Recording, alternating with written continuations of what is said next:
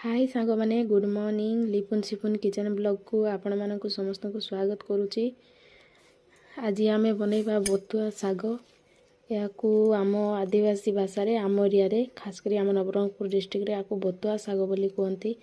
आपण एरिया रे यही साग को कौन बोली कहती कमेंट रे जनइबे। जदि भल लागबो सब्सक्राइब करबे कमेंट मध्य करबे। आज बनैबा बथुआ साग। यहाँ अधिकांश मक्का बाड़ी रे हुए।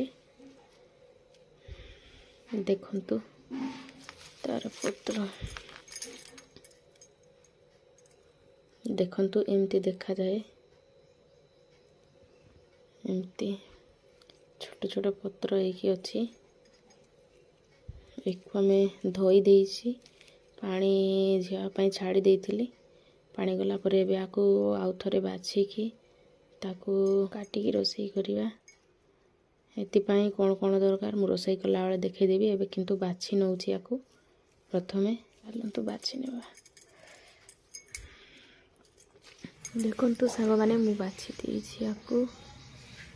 ये होछि बथुआ साग। ताकू हमें काटी देबा। एबे सांग माने देखंतु मु एठी बथुआ साग काटी देइछि। आउ एठी बथुआ साग बनेया पई एठी पियाज तेल आपन जो तेल भी नहीं की करि परबे। एठी 4टा सुखिला लंका अछि, 4 पाकोड़ा रसुण अछि, गोटे टमाटो अछि, गोटे चामच लूण अछि, अध चामच सरिष अछि, गोटे चामच लूण नहींची किंतु साग सिझी गला परे अल्प हो जाए देखिकी पकेबे। आपन को स्वाद अनुसार पकेबे। चलंतु एबे बनैबा। आउ से साग बनैया पई मु एठी कढ़ई बसई देइछि। तो एठी कढ़ई बसई देइछि।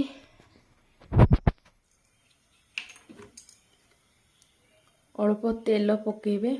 सागरे तो अल्प तेल हबो। देखंतु मु गोटे चामच तेल पकेइछि। ताइरे मु सरिष पकेइ दउछि।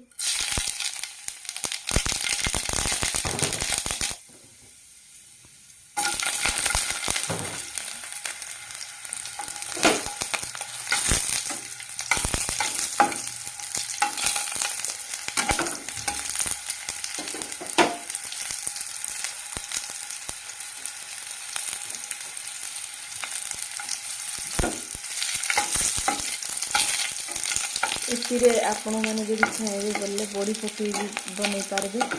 आज तो मोर जल्दी हो गलानी मो पु खाई स्कूल जीव से आज बन बड़ी पकईबी ना। आज खाली साग अल्प तेल केमती रोषे तेल पकईबार कारण है पियाज टिके सीझे आ शुखला लंका रसुण टिके सीझे से तेलटा पका जाए। नैले सागर तेल दरकार नहीं। खाली साग को आप सीझे पारे मैंने खाली साग सीधा खाइबा हेले साग से पकईवा पूर्व ताइरे माने बिरी हो कोलथ हो जेकोसी डाली जाती हो आगे ताकू सीझे देला तारे साग पकईकी लुण पकईकी खाई पारे। टेस्ट लगे। आदिवासी लोक से बहुत पसंद करते।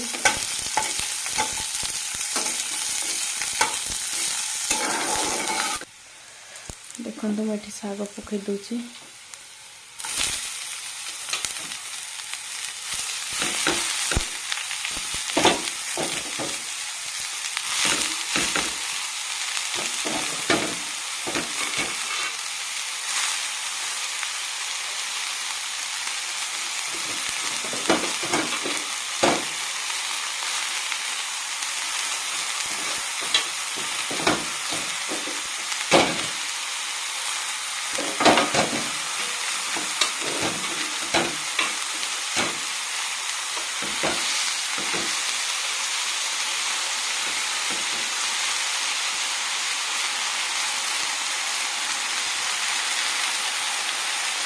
देखते ये सांगे सांगे अल्प लुण पकई दूसरी कहीं साग सीझी गले अल्प हो।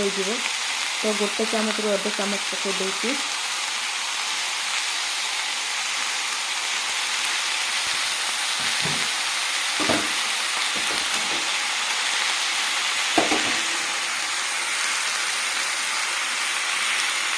এটা বন্ধ করা গোटे गोल एमती आने पड़े। देखो ये लुण पकई देछि घाटी नहीं मु लुण पकई ए टमाटो पकईदे तापर आपको भलक गोल देवा।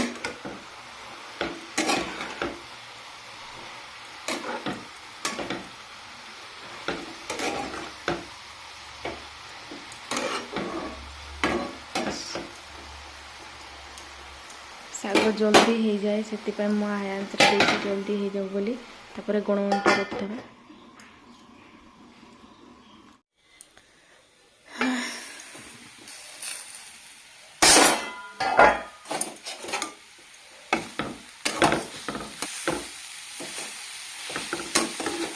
देखते होगला हमारा शाग अल्प लगी जाऊला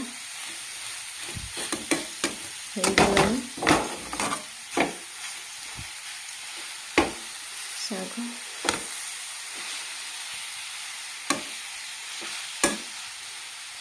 हो गला उल्लेदेवा।